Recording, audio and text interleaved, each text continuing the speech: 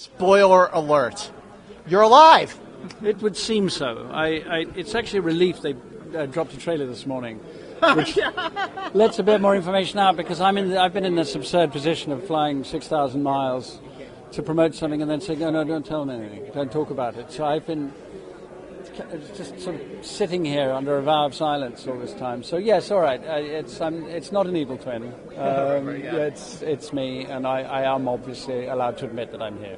But he's got a little battle damage this time. He looks a little different than he did in the 2015. Oh, you picked that up? Yes. Did you? Interesting. Okay. All right. Well, my lips are sealed, but you might be onto something there. Yeah. Well, how does, the 2015 was such an adrenaline rush. I mean, Matthew Vaughn just makes movies like no one else. And just watching the footage in Hall H just now, you could tell that he really takes it to another level. How did that go to another level for you?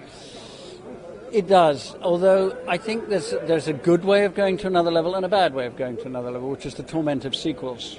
Matthew, he was very conscious of this. He talked about sequelitis, where you think that you just take all the selected highlights of the first one and just turn everything up to 11, and it'll be better than the first.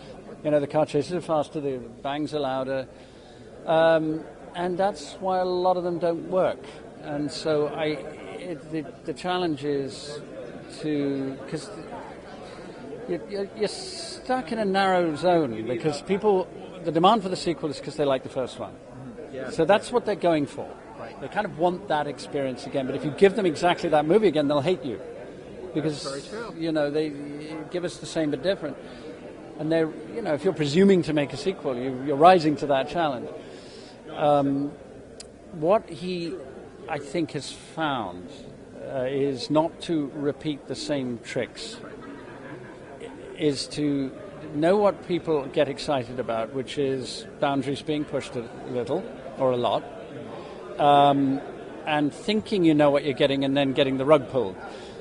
He did that the first time, and he's done it the second. You can't surprise people by repeating yourself. So he is very good at setting it up so you think, I know what this moment's going to be, and then it isn't. And it's not. Yeah. Like, how great is it to work again in a completely different capacity with Julianne Moore? Well, it was fantastic. I just hope it keeps happening forever. She became a great friend. Julianne, it's one of those rare occasions where you meet somebody and within minutes you feel like you've always known them. We hit the ground running. She's good at being bad, though. Oh yeah. she's terrifying in this, because she's also really sexy. Yes. And so that actually messes with your head, because you wouldn't want to go near this woman, and yet you kind of think, well, maybe I would. Yeah.